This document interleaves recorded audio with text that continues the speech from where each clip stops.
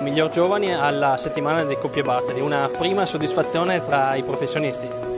Sì, una bella soddisfazione, sono andato alla Coppie Bartali sapendo di essere in buona forma, ho provato a fare classifica e ci sono riuscito. Questa maglia è un premio di consolazione per aver sfiorato la top 10 in classifica generale, ma per ora va bene così.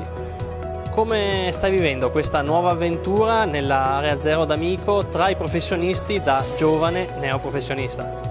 La sto vivendo con tranquillità, infatti la squadra mi permette di svolgere tutte le corse per fare esperienza, non hanno grosse pretese eppure i risultati arrivano, vuol dire che stiamo lavorando sulla strada giusta. Le maggiori differenze che hai incontrato tra i dilettanti e i professionisti?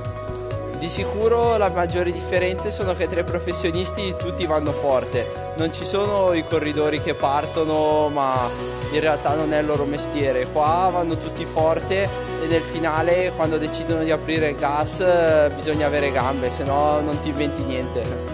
Prossime gare che affronterai e soprattutto il grande obiettivo che porti nel cassetto?